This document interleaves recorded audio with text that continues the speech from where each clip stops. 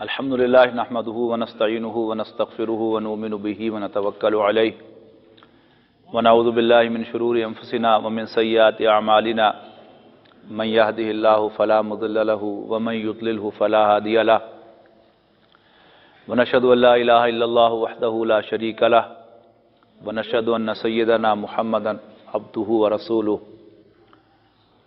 فصلی اللہ علیہ وسلم تسلیما کثیرا کثیرا اما بعد فاعوذ باللہ من الشیطان الرجیم بسم اللہ الرحمن الرحیم وَلَقَدْ خَلَقْنَا السَّمَاوَاتِ وَالْأَرْضَ وَمَا بَيْنَهُمَا فِي سِتَّةِ أَيَّامٍ وَمَا مَسَّنَا مِن لُغُوبٍ وقال عز وجل فإنما أمره إذا أراد شيئا أن يقول له كن فيكون۔ اللہ تعالیٰ کے کام ہم کہتے ہیں کہ اللہ نے کیا، اس سے کیا مراد ہے؟ ایک بہت اہم سوال ہے جس کو سمجھنا بہت ضروری ہے۔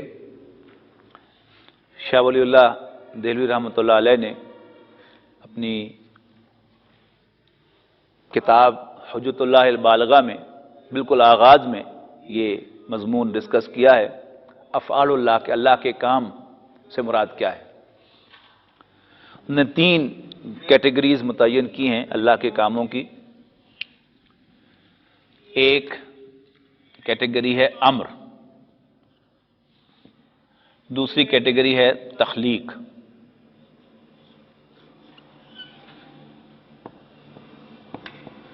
اور تیسری کیٹیگری ہے تدبیر۔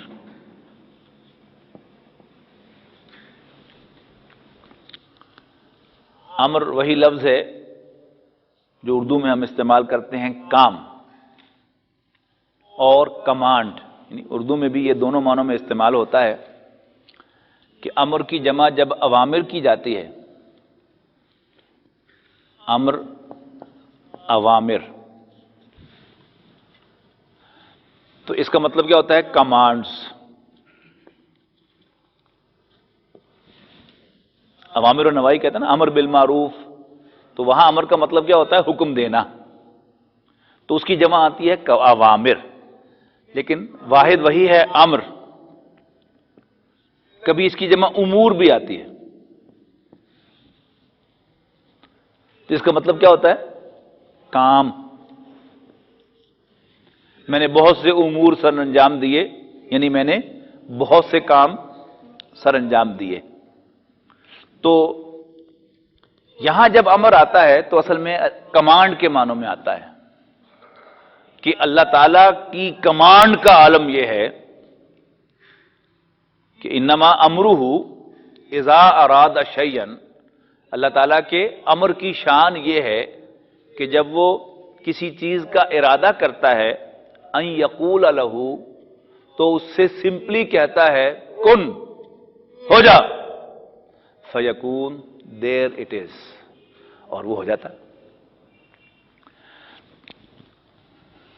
تو الفاظ نوٹ کر لیں۔ اذا اراد شیئا،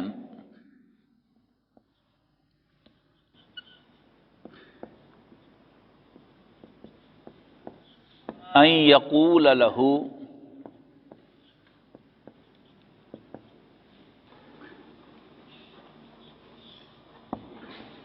کن،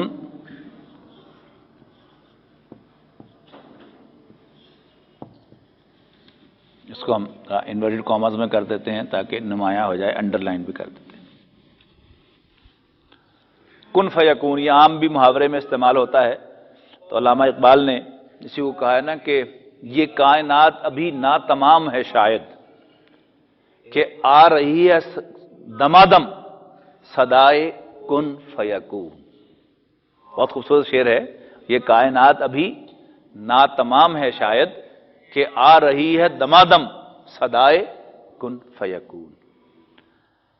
اللہ تعالیٰ کے امر کی شان یہ ہے کہ جب وہ کسی چیز کا ارادہ کرے تو اس سے سمپلی کہتا ہے ہو جا، فیکون، اور وہ ہو جاتا ہے۔ دوسری ہے اللہ تعالیٰ کی تخلیق، انگریزی میں ترجمہ اس کا کیا جائے گا کریشن۔ اب کریشن کی نیچر کیا ہے وہ بھی قرآن مجید کی میں نے آپ کو آیت سنائی سورہ قاف کی، وَلَقَدْ خَلَقْنَا السَّمَاوَاتِ وَالْأَرْضَ وَمَا بَيْنَهُمَا فِي سِتَّةِ أَيَّامٍ، اور ہم ہی نے آسمانوں اور زمین اور جو کچھ ان کے درمیان ہے اس کو 6 دنوں میں پیدا فرمایا۔ ایک تو یہاں پر صرف یہ وضاحت ذہن میں رکھ لیجئے کہ یہ 6 دن اللہ کے ہیں، ہمارے نہیں ہیں۔ اور قرآن مجید میں قیامت کے دن کی فگر جو ہے 50,000 سال کا ایک دن آئی ہے، اور اللہ تعالیٰ کے دنوں کے بارے میں ایک جگہ فگر آئی ہے کہ 10,000 سال کا تمہاری گنتی کے مطابق اللہ تعالیٰ کا ایک دن ہے۔ تو اگر یہ 10,000 بھی فگر مانی جائے تو کتنے سال ہو گئے اس کائنات کی تخلیق کے لیے؟ 60,000 سال جو تھے وہ لگے ہیں۔ اور یہ فگر ایسے ہی بس ملٹیپل کے معنوں میں بھی ہو سکتی ہے، اٹ میں بھی 60 ملین ایئرز بھی ہو سکتے ہیں اور 60 ٹریلین ایئرز بھی ہو سکتے ہیں، وی ڈونٹ نو۔ لیکن ایک چیز جو ہے وہ بہرحال اس سے ثابت ہوتی ہے کہ جو بھی اللہ تعالیٰ کی تخلیق کا پروسیس ہے یہ ٹائم ٹیکنگ ہے۔ لہذا شاہ صاحب نے یہ وضاحت کی ہے، ان دونوں کو کمپیئر کیا ہے کہ امر کے اندر نمبر 1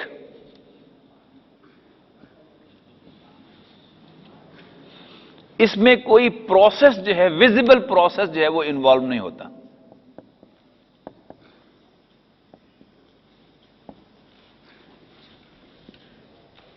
نو ویزیبل پروسیس۔ نمبر 2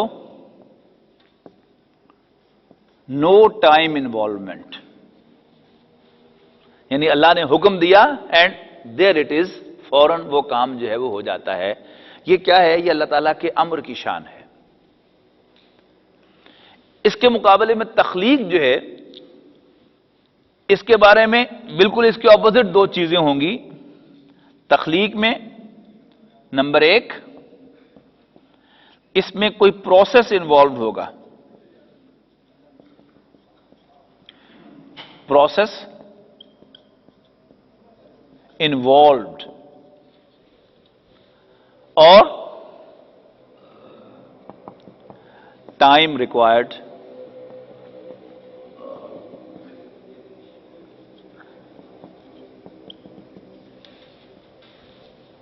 اپوزٹ ہو گئے دونوں ایک دوسرے کے، یعنی اس میں کوئی ٹائم انوالومنٹ نہیں، اس میں ٹائم انوالومنٹ ہے۔ اس میں کوئی ویزیبل پروسیس نہیں، یعنی ویزیبل کی وضاحت میں کروں گا کہ کیوں میں ویزیبل کہہ رہا ہوں، جبکہ اس میں ویزیبل پروسیس ہوگا۔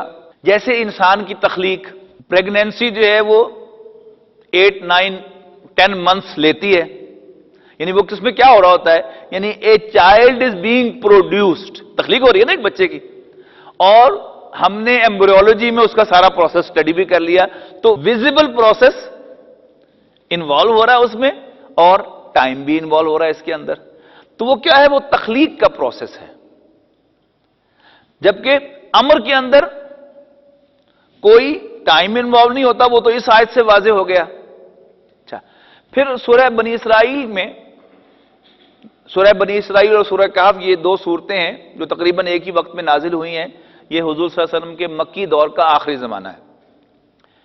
اس میں بنی اسرائیل کی شہ پر قریش نے رسول اللہ صلی اللہ علیہ وسلم سے 3 سوال پوچھے تھے۔ جی نبی بنا پھرتا ہے نا، اس سے پوچھو کہ یہ روح کیا چیز ہوتی ہے، اور اس سے پوچھنا ذرا یہ اصحاب کہف کون تھے، اور ذرا پوچھنا ذوالقرنین کے بارے میں۔ اب